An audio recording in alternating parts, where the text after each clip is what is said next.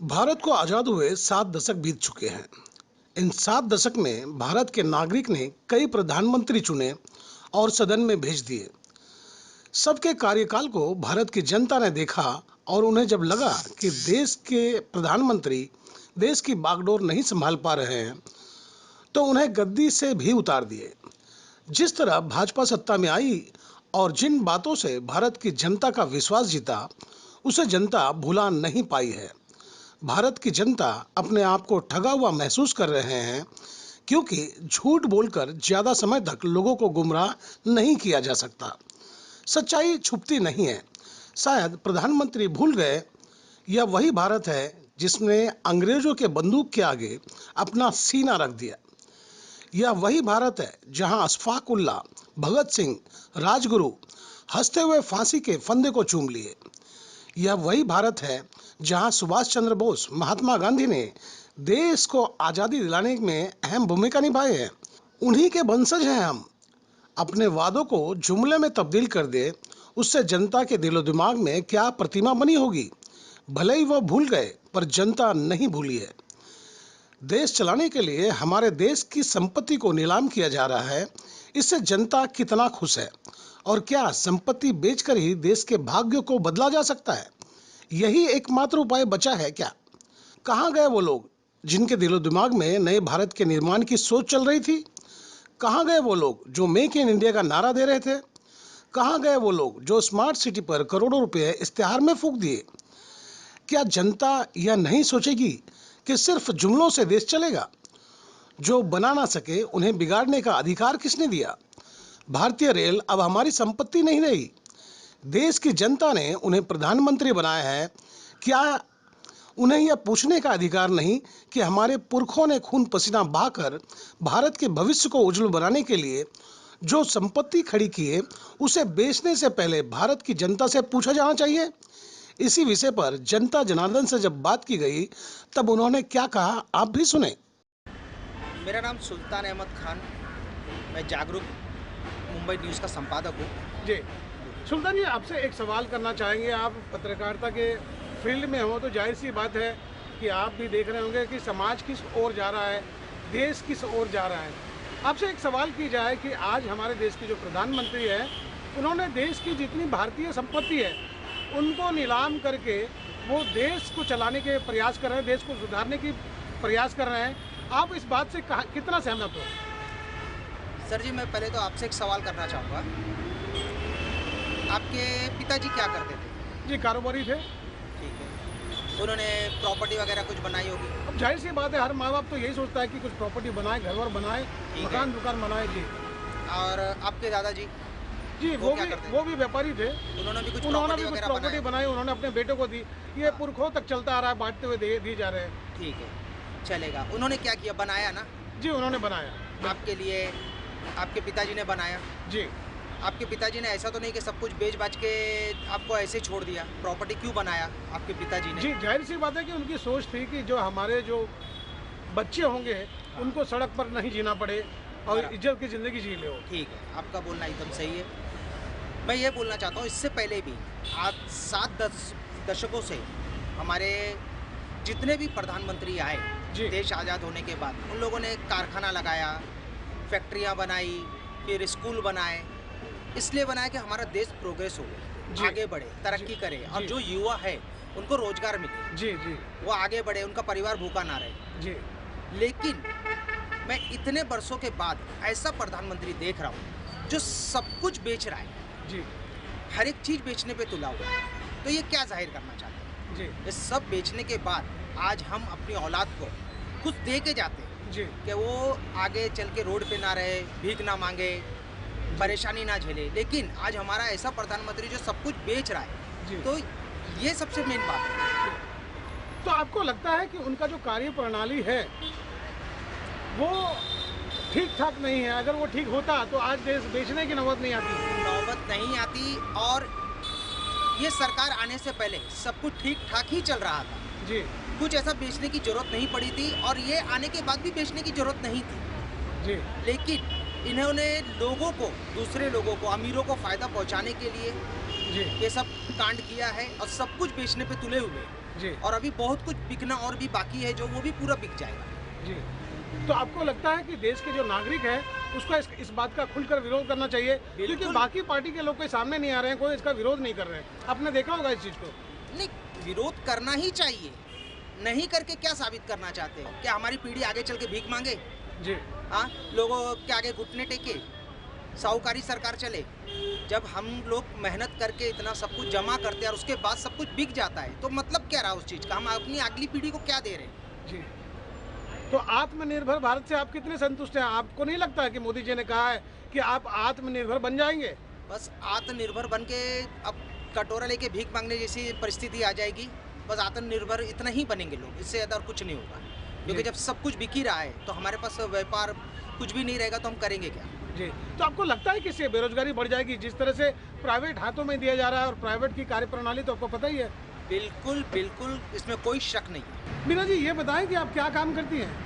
Job पे हूँ sir. Job करती हैं, ओके। आपसे ये जानना चाहेंगे कि जिस तरह से देश के प्रधानमंत्री नरेंद्र मोदी जी देश की संपत्ति बेचने पर उतारू हैं और वो बेच के देश को चलाना चाहते हैं, तो आप उनके कार्यप्रणाली से कितने संतुष्ट हैं? क्यों? आप उनके कार्यप्रणाली से संतुष्ट हैं क्या? मोदी जी अच्छा कर रहे हैं? नहीं, वो गलत कर रहे हैं। तो आपको मतलब क्या वजह, क्या लग रहा है आपको? क्या करना चाहिए अगर वो गलत कर रहे हैं तो? क्या करना चाहिए? तो जो हम लोग काम कर रहे हैं, ये सब कर रहे हैं, ये सब उन्होंने करना चाहिए ना हम लोग के लिए। जी। यानी देश की जिम्मेदारी उनको दी गई है, तो देश के लिए उनको, यानी देश के युवाओं के लिए उनको सोचना चाहिए कि देश के युवाओं की ज़िंदगी कैसे बेहतर होगी। आप ये कहना चाहती हैं? हाँ, बराबर। और क्या लगता है आपको? और लगता है सर कि वो जो कर रहे हैं, जो उन्होंने किया आज तक, जी। मोदी जी ने जो किया है, वो जो अभी अभी कुछ नया रूल्स निकाल रहे हैं, वो सब नहीं चाहिए। जी। उन्होंने जो वादे किए थे नागरिकों से, आपको लगता है कि वो अपने वादों पर खरे उतरे हैं जो उन्होंने जनता से वादे किए थे? नहीं, बिल्कुल नहीं। तो अगर आपको अवसर मिलेगा कि फिर से उनको चुनना है, तो क्या आप उसको चुनेंगे? नहीं। बिल्कुल नहीं चुनेंगे। तो आखिर मतलब क्या बुराई लग रही है उनमें? जो वो कर रहे हैं वो गलत कर रहे हैं। मतलब हम लोग जब हस्बैंड वाइफ खुद जॉब कर रहे हैं और हाँ। खुद जॉब करके हमारे बच्चे लोग के लिए कुछ फ्यूचर कर रहे हैं, तो उन्होंने भी वो सब सोचना चाहिए और जी। वो सब चीज़ करना चाहिए। सतीश जी, ये बताएं कि जिस तरह से आज के तारीख में भारत की संपत्ति औने पौने दाम पर बेची जा रही है और जिसको बहुत अच्छा नाम दिया गया आत्मनिर्भर भारत, तो आपको लगता है कि सरकार की जो कार्यप्रणाली है वो बहुत बेहतर है? सर बिल्कुल नहीं सर। देश की संपत्ति बेचना ये कोई आत्मनिर्भरता नहीं है। जी। एयर इंडिया बेच चुके हैं तकरीबन, जी। करीब करीब एयर इंडिया जो है बेच चुके हैं। जी। अभी रेलवे भी प्राइवेटाइजेशन के कगार पे है। जी। उनकी रेलवे की यूनियंस जो है बड़े बड़े पोस्टर दादर स्टेशन में लगा के विरोध कर रहे हैं प्राइवेटाइजेशन का। जी। एक ज़माना था, इंदिरा गांधी को टाटा जी ने ऑफ़र दी थी कुछ 25 साल पहले जी। कि भाई आप रेलवे हम चलाएंगे, हमें रेलवे दे दो। तो टाटा को इंदिरा गांधी जी ने ना बोला था। क्यों ना बोला था? जी। और ये तो रेलवे तो छोड़ दो, एयर इंडिया जो महाराजा एयर इंडिया का है, जो पूरे वर्ल्ड में फेमस है, उसको बेचने को तुले हुए हैं। जी। बहुत बेकार है, ये बहुत गलत है। तो इससे क्या आत्मनिर्भरता होने वाली है? जी। आपको लगता है कि जिस तरह से प्राइवेटाइजेशन किया जा रहा है उससे लोग जो है काफ़ी बेरोजगार हो जाएंगे? ऑफकोर्स बेरोजगारी हो जाएगी, क्योंकि प्राइवेटाइजेशन होने के बाद जो है, जो आम आदमी है थोड़ा कम पढ़ा लिखा है, कम पढ़ा क्या है, ग्रेजुएट के बिलो है, उनको तो नौकरी मिलने वाली नहीं है। जी। पीजी पोस्ट ग्रेजुएशन को ही नौकरी मिलने वाली है। जी। और उतने अपना जो देश है उतना तो एडवांस, उतना तो वेल एजुकेटेड है ही नहीं। तो देश के सरकार के कार्यप्रणाली से आप कितने संतुष्ट हैं? बिल्कुल संतुष्ट नहीं है सर, क्योंकि इन्होंने कहा था कि अच्छे दिन लाएंगे। जी। कहाँ अच्छे दिन आए हैं? सब बंदी कर रहे हैं, तालाबंदी, नोटबंदी, यही सब बंदी ही कर रहे हैं। जी। भाई कुछ खुला तो दे दो हमें, खुला आसमान। जी। सब बंद करने पे तुले हुए हो। तो अच्छे दिन की जो बातें बताई थी, आपको क्या लगता है कि वो सब सिर्फ जुमलेबाजी थी? सर अच्छे दिन की जो बातें हैं उनके बारे में राय पूछनी है तो मैं तो छोड़ दो, आप एक जो गोला बेचने वाला, सब्जी बेचने वाला, सेव बेचने वाला है, उसको पूछेंगे तो मेरे से बहुत बढ़िया अच्छे वर्ड्स में जवाब देगा। अभी मुझे सरकार के बारे में और मोदी जी के बारे में गलत सेंटेंस बोलना अच्छा नहीं लगता, हम आदर करते हैं उनका, लेकिन आप वो जरूर छोटे लोगों को पूछे तो बहुत अच्छे वर्ड में राय बता देंगे। तो इसका मतलब कोई भी आज भारत का जो नागरिक है संतुष्ट नहीं है उनके कार्यप्रणाली से, आप ये कहना चाहते हैं? नहीं, बिल्कुल संतुष्ट नहीं है सर, क्योंकि कहाँ देखो ना विकास जो है, कहाँ दिख रहा है विकास? जी रोड देखो छलनी पड़े, आपके पीछे के रोड देखो जी, आपके आगे के रोड देखो छलनी पड़े हुए हैं। तो उन्होंने तो कहा था हमने गुजरात को जन्नत बना दिया है। गुजरात को जन्नत तो बना ही देंगे, उनकी मातृभूमि है जी लेकिन वहाँ पे भी तो दंगे फसाद बहुत हो रहे हैं सर। जी जी, और जो है कि युवक बोलेंगे तो युवक तो बेरोजगारी में तड़प रहे हैं आज भी। महिलाएं बोलेंगे तो महिलाएं कहाँ सुरक्षित है? अखबार की सुर्खियाँ पढ़ो, मालूम पड़ेगा। मैं रविंद्र सावंत, नवी मुंबई जिला कांग्रेस का प्रवक्ता हूँ और मैं कामगारों के लिए मैं इंटक का नवी मुंबई का अध्यक्ष हूँ। रवि जी ये बताएं कि जिस तरह से भारत और इंडिया लगा हुआ नाम की जितनी भारतीय संपत्ति है उसको दिवाली की बम्पर सेल में निकाल दिया गया, यानी उसे बेचे जाने वाला है। आप सरकार के इस कार्य प्रणाली से कितने संतुष्ट हैं?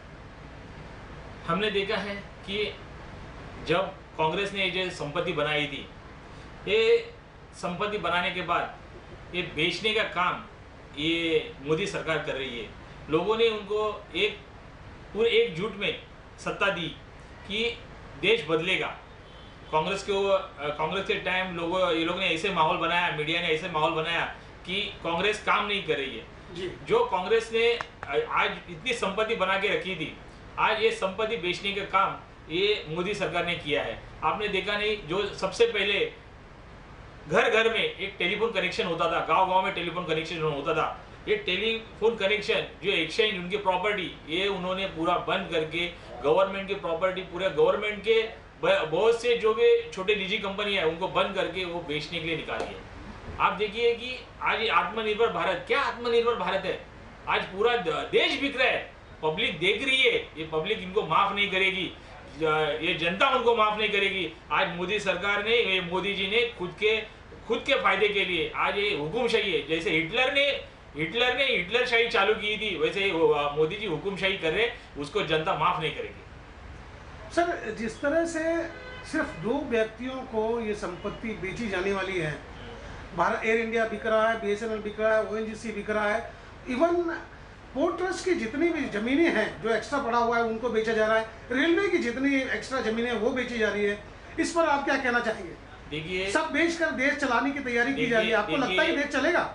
ये देखिए, कांग्रेस ने मजदूरों के विचार में, सर्वसामान्य लोगों के विचार में आज रेलवे, इनकी प्रॉपर्टी, गवर्नमेंट ने प्रॉपर्टी खरीदी थी, ये गवर्नमेंट की प्रॉपर्टी है, ये गवर्नमेंट की प्रॉपर्टी यानी लोगों की प्रॉपर्टी। आज देखिए, ये जो अंबानी जी है, अंबानी है, अदानी है, उनको ही टेंडर दिया जाता है, उनके खातिर सब कुछ ये बेचा जाता है। अभी जियो घर घर में जा रहा है, MTL बंद कर रहे हैं, जो लोग MTL के जितने कर्मचारी है वो बेरोजगार हो रहे हैं। गवर्नमेंट के रेलवे प्राइवेटेशन हो रहा है, रेलवे बेची जा रही है, भारतीय रेल बेची जा रही है। हमें आंखों में आंसू आ रहे हैं कि हमने देखा है कि ये जो कांग्रेस ने जो आज ये संपत्ति, पब्लिक की संपत्ति है, ये सिर्फ अदानी अंबानी के गले में डाल रहे हैं। आज देखेंगे तो आप देखेंगे तो पूरे वर्ल्ड में ये अदानी अंबानी बहुत ऊंचा जा रहा है, क्योंकि सिर्फ मोदी जी उनको ही लेके जा रहे हैं, पब्लिक के बारे में कुछ सोचते नहीं। आज देखिए मजदूर कायदा, आज पूरा प्राइवेटेशन करते जा रहे हैं, ये मजदूर जिएगा कैसे, लोग रहेंगे कैसे?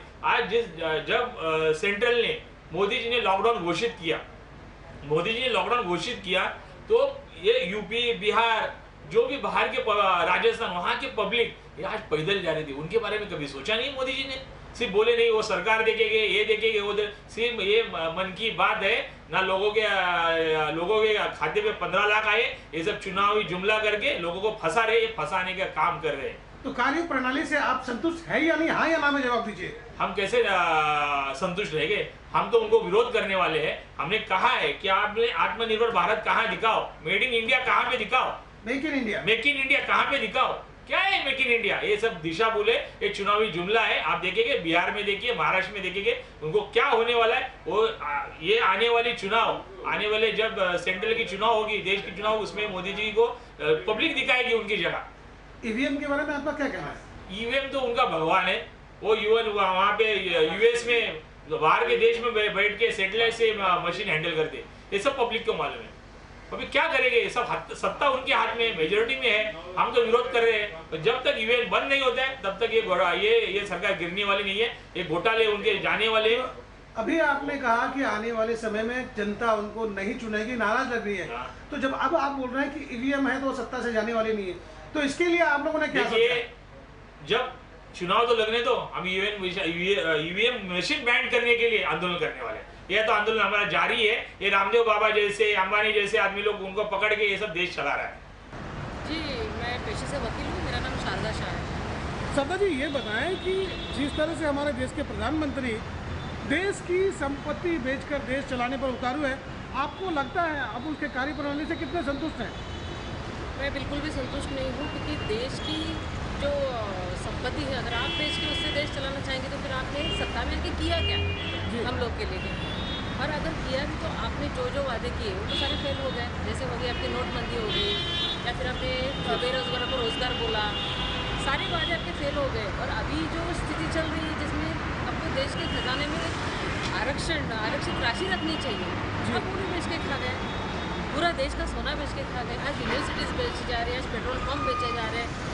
आज आप देखिए, भारत पेट्रोलियम की बात कर रही हैं आप? जी, रेलवेज़ को बेचा गया है, एयरवेज़ को बेचा गया है। फिर आप सत्ता किस तरह चला रहे हैं? आप अपने लिए कमा रहे हैं कि देश चलाने के लिए कमा रहे हैं? सबसे बड़ी बात तो ये होती है, अगर आप कुछ बेच के उसमें से कुछ पैदा करते हैं कि रोज़गार मिल जाए बेरोज़गारों को, तब मैं समझ में आता है कि चलो कुछ आप बेच के कुछ अच्छा किए जा रहे हैं। यहाँ तो बेरोज़गार आज भी बेरोज़गार है, कल भी बेरोज़गार था, और आने वाली नए साल में भी वो बेरोज़गारी रहेगा। तो ये देश की स्थिति के हालात संभलने से अच्छा गिरते जा रहे हैं। तो मुझे ही लगता है कि मैंने बीजेपी को सत्ता में लाके बहुत बड़ी गलती की है जी। और दोबारा मैं उनको वोट देने की गलती नहीं करूँगी। जी, कोई खास वजह आपको पता है कि नरेंद्र मोदी ने कुछ खास काम किया हो इन 6 सालों में? जी, कुछ नहीं। उन्होंने एक वो वल्लभ भाई पटेल जी का पुतला बनाया, और वो पुतले का कुछ फ़ायदा तो है नहीं कि उससे कुछ बेरोज़गारों को रोज़गार मिलेगा, या गरीबों को रोटी मिलेगी, या जिनके पास पैसे नहीं उनको पैसा मिलेगा। ना देश की फाइनेंशियल स्थिति सुधर रही है, ना राजनीतिक स्थिति सुधर रही है, और ना ही बेरोज़गारी कम हो रही है। उन्होंने कोई अच्छा काम नहीं किया है, जबकि जो कुछ भी है देश की संपत्ति वो भी बेचे जा रहे हैं। कल ऐसा हो जाएगा कि देश की हालात किस तरह हो जाएगी कि कल कोई भी आके हमारे देश पे हमला करेगा और हमको चुप रह के वो सहना पड़ेगा। 150 साल पहले जैसे अंग्रेज़ों ने राज किया था, लगता है पूरी अभी वापस वैसी स्थिति को फेस करना पड़ेगा। तो आपको लगता है कि अडानी और अंबानी के दिन आ रहे हैं, वो राज करने वाले? क्या लगता है सीधी सी बात है, जहाँ जाता है वो अंबानी को खड़ा करता है, जहाँ जाता है वो अडानी को रेलवेज बेचा है, अंबानी को बोलता है चल भाई तो अपना जियो चला, अंबानी को बोलता है तो एयरप्लेन के पार्ट्स बना। यहाँ जब गवर्नमेंट कंपनियाँ हैं जो उन लोगों ने बंद करवाई है और उनका प्राइवेटाइजेशन किया जा रहा है, ये एक तरह से मार्केटिंग चल रही है। और मार्केटिंग में पैसा देश के हित के लिए नहीं किया जाता है, वो अपने लिए किया जाता है। मैं Mahesh Khare, Republican Party of India Maharashtra राज्य का सचिव। मैं रामदास आठवले इस पार्टी का मैं कार्यकर्ता हूं, और हमारा अलायंस होने के नाते भी आज देश में जो चल रहा है वो इस देश का हर नागरिक खुश नहीं है। सर, मैं आपसे ये मैं जानना चाहूँगा, जिस तरह से देखा ये जा रहा है कि दिवाली का बम्पर सेल की तरह भारत और इंडिया लगी हुई कंपनियों को अब बेचा जाने वाला है। अब सरकार के इस कार्य प्रणाली से आप कितने संतुष्ट हैं और क्या कहना चाहेंगे आप? मुझे ये दुख हो रहा है कि आपने 6 साल में कुछ बनाया तो नहीं, जिसने 70 साल लगाए इस भारत को बनाने में, उन्होंने बना कर दिया। तुम्हें चलाने के लिए देश के लोगों ने दिया, तुमको बेचने के लिए अधिकार तुमको किसने दिया है? और आज देश का प्राइम मिनिस्टर होने के नाते आपने देश को अच्छी तरह से चलाना चाहिए था। आपको बहुमत से लोगों ने प्यार किया, बड़ा किया, सब कुछ दिया, और आप क्या कर रहे हैं? जो 70 साल में जो सरकार ने बनाए भारत देश को बेचने को निकले, ये क्या सेल का भारत है? भारत को सेल निकालने का भारत बनाया आपने 6 साल में। ये सब होने वाला नहीं है। भारत का हर नागरिक आप पर नाराज है। हम युति में होते हुए भी हमारा दर्द छुपा नहीं सकते, दिल में रख नहीं सकते, इसलिए बताना चाहता हूँ आज भी सुधर जाओ। 6 साल से और 4 साल आपके पास बाकी है। आप देश को बढ़ाने का, देश की प्रगतिशील राष्ट्र बनाने के लिए आपने बोले थे, और प्रगतिशील राष्ट्र तो नहीं बना, लेकिन आपने भारत को सेल में निकाला है। ये बात देश का हर नागरिक जानता है। आपको लगता है कि 2 अमीर लोगों को बड़ा कर देश को गुलाम करने का, तो आप प्राइम मिनिस्टर क्यों बनते? उनको भी प्राइम मिनिस्टर बना दो ना, वही देश चलाएंगे। अगर बेचना ही है तो उनको देश का प्राइम मिनिस्टर बना दो, वो देश चलाएंगे। उनको मालूम, आपको मालूम है कि उनको देश चलाने आता है, खरीदने आता है, तो देश भी चलाने उनका आता होगा, तो उनको दे दो। फिर आप क्या देश का प्राइम मिनिस्टर बन रहे हैं? हम चाहते हैं कि अगर देश में एकता और अखंडता रखना है, इस देश की संपत्ति सारे नागरिक की है, सारे नागरिक को पूछे बगैर, सारे नागरिक को सलाह लेते हुए बगैर कोई भी चीज को बेचना मुनासिब समझते हैं हम लोग। हम इस देश को विरोध कर, जो भी लोग इस देश के बारे में बेचना चाहते हैं उसके बारे में हम विरोध करेंगे। सर और एक सवाल करेंगे कि अगर सरकारी कंपनियां घाटे में चल रही है तो आपको लगता है कि कोई भी व्यक्ति घाटे का सौदा करेगा? क्या लगता है आपको? ये देश हम सबका है और जहां पर घाटा होता है तो देश का सरकार का काम होता है कि उसको ठीक से ढंग से आगे लेके चलना है, उसको किस तरह से प्रगति का रास्ता दिखाना है, देश का प्राइम मिनिस्टर काम होता है। अगर घाटे में देश चल रहा है तो उनको क्या क्या चाहिए जो प्रयोजन करके देना चाहिए था वो तो किया नहीं आपने, ऊपर से उनको बेचने के लिए तैयारी कर आपने। आपको नहीं लग रहा है कि आपको आत्मनिर्भर बनाने की कोशिश की जाए? अरे ये भारत आप बना ही नहीं सकते क्योंकि आपके पास है भी नहीं आत्मनिर्भर बनाने के लिए। अरे ये देश का हर नागरिक खुद आत्मनिर्भर खुद जी रहा है अपने भरोसे पे, आपके भरोसे पे कोई जी नहीं सकता है क्योंकि आपने 6 साल में आपका पूरा होलिया दिखा दिया है देश के सारे नागरिकों को।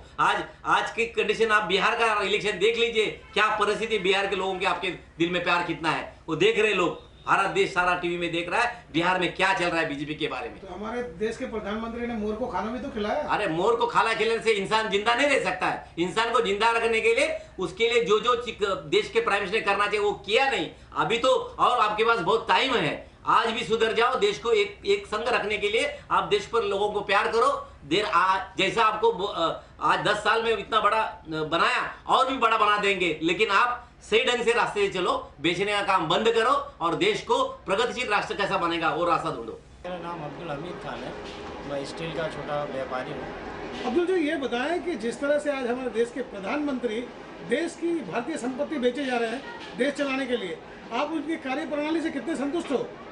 जिस तरह हमारे देश के प्रधानमंत्री ने इलेक्शन के पहले प्रधानमंत्री बनने के पहले जो उन्होंने वादा किया था जी, बड़े बड़े वादे किए थे, पब्लिक को मतलब रोजगार देंगे, 2 करोड़ रोजगार हर साल देंगे और अच्छी नीति लाएंगे और हर सबके खाते में 15-15 लाख रुपया दिया जाएगा जी, तो उनका कोई भी वादा अभी तक विफल नहीं हुआ है जी।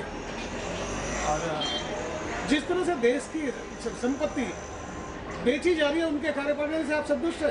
नहीं, बिल्कुल नहीं। जिस संपत्ति को बनाने के लिए आज 70 साल लग गए जी, उसको आज 6 साल में बेचा जा रहा है जी। उससे तो बहुत शर्मनाक बात है। देश की परिस्थिति बहुत खराब हो चुकी है और आज ये परिस्थिति है कि प्रधानमंत्री जी देश की पूरी संपत्ति बेच के देश को चला रहे हैं, तो देश बहुत पीछे चला जाएगा। और उसके बाद फिर अगर सरकार दूसरा कोई आता है, दूसरा कोई राज्य करता, मतलब प्रधानमंत्री दूसरा कोई नियुक्त होता है, तो वो देश को किस तरह चलाएगा? जब देश खोखला हो जाएगा, पूरा देश बिक जाएगा। देखिए, मैं कांग्रेस पार्टी से काफ़ी शुरुआत से, मेरे करियर के शुरुआत से जुड़ा हुआ। पहले मैं वार्ड अध्यक्ष था जी, उससे पहले भी मैंने वार्ड में कार्यकर्ता के एक हैसियत से मैंने काम किया है। वार्ड अध्यक्ष था, फिर ब्लॉक अध्यक्ष था मैं वाशी का। ओके। और पार्टी के हर छोटे मोटे कार्यक्रम में मेरा सहभाग रहता है। जितना मेरे से हो सकता है उतना पार्टी के कार्यकर्ताओं के लिए और पार्टी के लिए मैं करता हूँ। और जब भी कुछ पार्टी की जिम्मेदारी होती है मुझ पर जी, मैं पूरी कोशिश करता हूँ जिम्मेदारी को। तो यानी कुल मिलाकर ये बोला जाए कि आप जनता के लिए आप कार्य करते हो, जनप्रतिनिधि के तौर पर। जी जी सर, आपसे एक सवाल करना चाहेंगे। जिस तरह से देखा ये जा रहा है कि आज के तारीख में हमारे देश के प्रधानमंत्री नरेंद्र मोदी जी देश की जितनी भी भारतीय कंपनियां हैं, यानी कि जो विरासत में उनको मिला हुआ है, जो संपत्ति उनको मिली हुई है, उन सबको नीलाम करने पर तुले हुए हैं और लोगों को कह रहे हैं कि अब आत्मनिर्भर बनना है आपको। आपको क्या लग रहा है कि वो जो उनके कार्य प्रणाली है उससे कितने संतुष्ट हैं? देखिए, इसमें कैसा होता है कि हर देश की एक पीएसयू होती है, पब्लिक अंडरटेकिंग्स होती है। इस जो अंडरटेकिंग्स या एंटरप्राइजेस पीएसयू में होती है, इसमें होता ऐसा है कि गवर्नमेंट ने पब्लिक सेक्टर अंडरटेकिंग के तहत या एंटरप्राइज के तहत जो भी बिजनेसेस या जो भी सर्विसेज चल रही हैं, जैसे आप एयर इंडिया को ले लीजिए, इंडियन रेलवेज को ले लीजिए, जो चल रही है ये भले ही लॉस में चल रही हो। इंडियन रेलवेज, जो भी आदमी थोड़ा बहुत समझदार है, हर भारतीय समझदार आदमी को ये चीज़ पता है कि इंडियन रेलवेज पहले से ही लॉस में चल रही है, कोई नया विषय नहीं है। और उसी हिसाब से एयर इंडिया भी पहले से लॉस में चल रही है। लेकिन ये सब चीज़ों को अफोर्डेबल बनाया जाता है पब्लिक के लिए जी, ताकि जो गवर्नमेंट है वो इसको अफोर्डेबल बनाए, पब्लिक, जनरल पब्लिक अफोर्डेबिलिटी की वजह से इसको यूज़ कर सके। जी देखिए, अभी एक आदमी अगर कल्याण डोंबिवली से नवी मुंबई आता है तो वो नवी मुंबई ट्रेन से आता होगा या बस से आता होगा। जो ये बस का फेयर है, जो बस का जो टिकट का कॉस्ट है, ये प्राइवेट बस अगर आप देखो, क्योंकि काफ़ी प्राइवेट ट्रांसपोर्टर्स भी हैं, उससे काफ़ी सस्ता होता है। तो जब वो आदमी यहाँ आता है, गवर्नमेंट उसको अफोर्डेबल बनाती है और उस पैसों में थोड़े से ओवरहेड्स और मेंटेनेंस निकलते हैं। तो जब वो उसको अफोर्डेबल बनाती है, वो यहाँ आता है, वो यहाँ नौकरी करता है या यहाँ कुछ बिजनेस करता है, यहाँ कुछ रेवेन्यू जनरेट करता है। जी जब नौकरी करेगा, काम करेगा, तब वो कुछ और भी चीज़ें खरीदी करेगा, टैक्स के तौर पे गवर्नमेंट को उसमें से पैसा जाएगा। तो ये सब चीज़ें रेवेन्यू जनरेशन की तरफ जाती हैं, इकोनॉमी स्ट्रेंथन करती है। लेकिन अगर आप देखेंगे, अगर ये चीज़ धीरे धीरे सब चीज़ें का ऑक्शन किया जाए, नीलाम किया जाए, तो प्राइवेट कंपनी कभी भी प्रॉफिट में ही विचार करेगी। प्राइवेट कंपनी जनता का विचार क्यों करेगी? जी वो काम तो सरकार का है। और जब प्राइवेट कंपनी जनता का विचार नहीं करेगी तो जो वहाँ के लोकल लोगों को गवर्नमेंट की कुछ स्कीम के तहत रोजगार मिला है, वो बेरोजगार होंगे। जी आधे से ज़्यादा लोगों को, कहीं कहीं 60% लोगों को भी, मैं काफ़ी देखता हूँ रिपोर्ट्स, उसमें ऐसा रहता है 60% लोगों को भी अनएम्प्लॉयड किया जाएगा, मैक्सिमम सर, आउटपुट माफ कीजिए, निकालने बीच के में रोक रहा लिए। हूँ कि कुल मिला के आपका कहना ये है कि सरकार जिस तरह से काम कर रही है, आने वाले दिनों में बेरोजगारी काफी संख्या में बढ़ जाएगी। 100% बेरोजगारी बढ़ेगी। यानी कि ये समझ लो कि खुले तौर पर आप भाजपा की नीतियों पर आरोप लगा रहे हो कि उनका कार्य प्रणाली ठीक नहीं है। देखिए, मुझे एक बात बताइए, मैं आरोप तो 100% लगा रहा हूँ क्योंकि ये गलत है जी।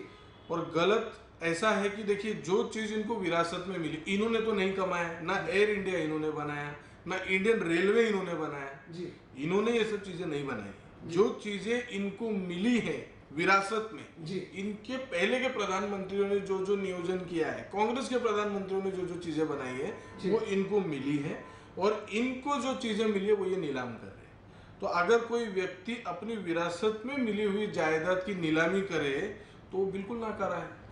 बिल्कुल सरकार 100% निकम्मी सरकार है। तो मतलब ये मान के चले कि खुला आपका आरोप है कि ये योग्य नहीं है और एकदम अयोग्य सरकार है भाजपा। मैं आपको ओपन चीज में ये चीज बता रहा हूँ। दूसरी बात ऐसी है कि अगर इनसे नहीं चलता, अगर इनसे सरकार चल नहीं रही है, इनको नहीं जम रहा है, तो छोड़ देना चाहिए ना। चीजें नीलाम करना ये कहाँ का सोल्यूशन है? आपको नहीं जमता है प्रधानमंत्री पद तो आप छोड़ दो, जो भी काबिल होगा जनता उसको चुन के देगी, वो आके बैठेगा उसमें। जी। अब ये तो कोई कहीं का फैसला नहीं हुआ, कहीं का सोल्यूशन नहीं हुआ कि आप हर चीज नीलाम करो ताकि वो आप उसको बराबर कर सको। ये तो गलत है। तो उनका कहना है कि देखो, हमने इतना अच्छा स्टैच्यू ऑफ लिबर्टी बना दिया है, अब यहाँ पे जो है, यहाँ पे फंड जनरेट होगा, टूरिस्ट लोग आएंगे यहाँ पे। देखिए, स्टैच्यू के विषय का ऐसा है कि जो लोगों ने, जो पॉलिटिकल लीडर्स ने अच्छा काम किया है, जो भी समाज के लीडर्स हैं उन्होंने अच्छा काम किया, उनका स्टैच्यू बनना चाहिए। मैं इस फेवर में हूँ, बिल्कुल बनना चाहिए, क्योंकि उन्होंने अच्छा काम किया है। उनको देख के और 4 समाज के लोग अच्छा काम करेंगे। लेकिन उसके साथ साथ इकोनॉमी चलाना, घर चलना भी एक चीज़ होती है जो एक देश के प्रधानमंत्री ने इस देश को देना चाहिए। लोगों ने उनको चुन के दिया है विकास के मुद्दे पे, उनको चुन के दिया है गवर्नमेंट चलाने के लिए, चीजें बेचने के लिए उनको ऑक्शनर बना के नहीं भेजा है। लेकिन चीजें बेच के बुलेट ट्रेन ला रहे हैं, इसमें आप खुश नहीं हैं? कहाँ बुलेट ट्रेन? लैंड एक्विजिशन किधर किया है उन्होंने? जी। आप अगर कोई जमीन पे आपका मकान भी बनाना चाहते हैं तो पहले आप जमीन लेंगे ना, फिर आप बनाएंगे। मैं खुद आर्किटेक्ट हूँ, मुझे ये चीज के बारे में समझ में नहीं आता है कि आपने पूरी प्लानिंग कर दिया, सब कुछ कर दिया, जमीन एक्वायर कौन करेगा? आप पहले जमीन एक्वायर करेंगे, उसके बाद उसकी चीज की फिजिबिलिटी निकलती है कि कितना ये चीज फिजिबल होगा। जी। अब कोई लोग बोलते हैं मुझे तो पता नहीं, बोलते वसई में एक स्टॉप बना रहे हैं बुलेट ट्रेन का, वहां जाके लोग करेंगे क्या? जो वसई से जो लोग काम करने आते हैं वो बुलेट ट्रेन अफोर्ड कर पाएंगे क्या? ये सब विषय पे चर्चा होना चाहिए। काफ़ी सारी इस देश में ऐसी एजेंसीज हैं जो आपको इस चीज़ की फिजिबिलिटी दे सकते हैं, आपने उनसे चर्चा करना चाहिए। चर्चा के विषय पे आप बैठेंगे तब आपको चीज़ें समझेंगे। कृषि का आपने अभी निकाला, कृषि आज देखिए, आप देखिए कितने प्रॉब्लम में है शेतकरी। ना कोई संस्था के साथ आपने चर्चा की, ना कुछ की, और सीधा आपने कायदा निकाल दिया। जी।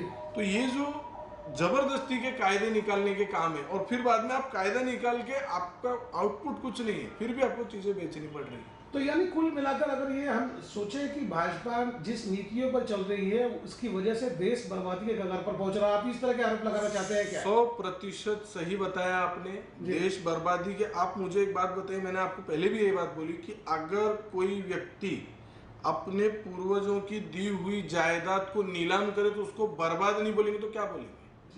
तो यही काम कर रहे हैं। अगर आप इस तरह के आरोप मर रहे हैं, आप कह रहे हैं कि भाजपा की नीति सही नहीं है, नहीं तो इन 6 सालों में देश काफी तरक्की पर होता था, आप इस तरह की बातें, आपके कहने का मतलब ये होता है जी। तो आप क्या कहना चाहते हैं, किस तरह की नीतियां होनी चाहिए? देखिए सर, क्या है, गवर्नमेंट ने सबसे पहले जो भी पब्लिक सर्विस अंडरटेकिंग्स है, एंटरप्राइजेज है, उसको जनता के लिए अफोर्डेबल बनाना चाहिए सबसे पहले। उस पे एम्प्लॉयमेंट ज़्यादा से ज़्यादा कैसे आ सकता है, एम्प्लॉयमेंट जनरेशन कैसे दिया जा सकता है, उस चीज़ के बारे में पहले विचार करना चाहिए। इन्होंने जो अभी आपने देखा जीएसटी लेके आए, ना कुछ चर्चा किया ना कुछ किया, और मैं आरोप करता हूँ इसलिए नहीं बोल रहा हूँ, आप खुद देखो, कोई चीज पे आज 28% जीएसटी कर दिया, फिर कल उसको चेंज करके 18 कर रहे हैं, फिर उसको 6 कर रहे हैं, फिर बोलते हैं नहीं यही सही था। ऐसा नहीं होता है। जिन लोगों ने 28% जीएसटी भरा या 18% जीएसटी भर के वही चीज खरीदी है, बाद में वही दूसरे लोग उसको 6% जीएसटी 5% जीएसटी पे खरीदते हैं। तो जिन्होंने 18% भरा वो बेवकूफ है क्या? तो आप ये कहना चाहेंगे कि जो नोटबंदी था वो भी गलत था? 100% गलत था। नोटबंदी अगर आपको करना था तो आपने उसकी कुछ नीति बनानी चाहिए थी। हम ये नहीं बोलते आप पब्लिक में जाहिर करते, लोगों से पूछते, मैं भी समझ सकता हूँ आपके प्लानिंग लीक हो जाती। आपने इंटरनल नीति बनानी चाहिए थी। लोगों को आपने सब कामकाज बाजू में रख के लाइन पे खड़ा किया, इतने सारे लोग उसमें उस लाइन में बर्बाद हुए, कुछ लोग एक्सपायर हो गए, बहुत सारे उसमें तकलीफें हुई। आपने उसकी कोई नीति नहीं बनाई और फिर आउटपुट क्या आया? 99% एंड अबव आपके पास पैसा उसका वापस आ गया है। क्या चीज का ब्लैक? आपने जो इतने इतने करोड़ ब्लैक पैसा होगा, ये होगा, वो तो सब आपके पास वापस आ गया। आउटपुट आपका जीरो आया, आपने कुछ किया नहीं। आपने खाली 8 बजे आके आपने अनाउंस कर दिया, एक्सरसाइज इस पूरे देश के लोगों ने किया और उसका कोई भी आउटपुट आया नहीं। अभी आखिरी सवाल आपसे करेंगे। सरकार का ये कहना है कि जितनी भी रेलवे की जमीन है या डिफेंस की जमीन है या पोर्ट ट्रस्ट की जमीन है या भारतीय रेलवे की जो जमीन खाली पड़ी हुई है, उनको बेचकर हम उनका उस पैसे का यूटिलाइज करेंगे, वहाँ कल कारखाने लगाएंगे, प्राइवेट कंपनियां लगाएगी और उसके बाद लोगों को रोजगार मिलेगा। मेरा आपने जो मुझसे सवाल पूछा सर, मेरा आपको एक सवाल पूछना है कि ठीक है आप ये सब चीजें बेचोगे, बेच के करोगे क्या? इसका किसी के पास जवाब नहीं है, ना गवर्नमेंट के पास है ना किसी के पास है। आज आप सब चीजें नीलाम कर रहे हैं, आज आपको सब चीजें बेचनी है, इसके बाद आगे की आपकी क्या नीति है? वो कोई नीति नहीं है। गए बजट में भी आपने देखा होगा जो फिस्कल डेफिसिट है, इतना आपने बजट निकाला है, उसके बाद फिस्कल डेफिसिट आ जाता है। फिस्कल डेफिसिट की भरपाई करने का आज गवर्नमेंट का जवाब नहीं, जो पिछला बजट था उसका। इनके पास बिना प्लानिंग के बजट होते हैं, बिना प्लानिंग का इनकी सारी नीतियां होती है, और ये बिना प्लानिंग की कोई भी चीज़ आप किसी भी समझदार व्यक्ति से पूछेंगे, आपको यही बताएगा बिना प्लानिंग के कोई भी चीज़ चलती नहीं है, बिना डिसिप्लिन के कुछ चलता नहीं। ये जो पूरा गवर्नमेंट बीजेपी की गवर्नमेंट कर रही है केंद्र की, ये 100% गलत है। एक शब्दों में अगर सरकार के खिलाफ बोलना होगा, एक शब्दों में 20 सेकंड में, तो आप क्या कहना चाहेंगे? सर देखिए, एक शब्द में मैं जितने खराब काम कर रहे हैं, जितना ये लोग विरोधी काम कर रहे हैं, ये एक शब्द में तो मैं बयान कर नहीं सकता, और ना मैं इस पार्लियामेंट्री लैंग्वेज का प्रोटोकॉल तोड़ना चाहता हूँ। लेकिन 100% मैं आपको बोलते हैं, देश निकम्मी है, कोई काम की गवर्नमेंट है नहीं। जो इन्होंने बनाया नहीं वो ये बेच रहे हैं। होना चाहिए, नहीं होना चाहिए, बिल्कुल भी नहीं होना चाहिए। आज से पहले भी कई बार जब कांग्रेस के प्राइम मिनिस्टर थे, ये विषय निकला था कि एयर इंडिया लॉस में बेच दीजिए, इसको प्राइवेट कर दीजिए, रेल्स है आपके पास। लेकिन तब एक ही विषय होता था कि नहीं, हमारे लोगों को ये चीज़ अफोर्डेबल होनी चाहिए। एक जगह से दूसरी जगह जब हमारे लोग जाते, भले काम के सिलसिले में नहीं, घूमने के सिलसिले में हो, तो भी वहाँ टूरिज्म देते हैं जी, वहाँ पर लोगों को नौकरी मिलती है, वहाँ इकोनॉमी जनरेशन है। कुल मिलाकर कहना आप ये चाहते हैं कि सरकार को चाहिए कि आम आदमी की मुश्किलों को ध्यान में रखते हुए आम आदमी के यानी कि निचले तबके तक के लोगों के सहयोग में वो ऐसी योजना बनाए ताकि कोई भी व्यक्ति कहीं भी जाना चाहे तो वो कम पैसों में ही वो सफर कर सके। सर सीधी बात है, देखिए कोई ऐसे ही कहीं जाता नहीं, कुछ ना कुछ काम या और चीज के सिलसिले में जाता है। और दूसरी बात ऐसी है कि आज भी अपने देश में गरीबी बहुत है। तो जब तक ये गरीबी आप हटाओगे नहीं तब तक आप बाकी चीजों पे कैसे कंसंट्रेट करेंगे। गरीबी हटाना ही विकास का सबसे बड़ा और सबसे इम्पोर्टेंट महत्वपूर्ण मुद्दा होता है।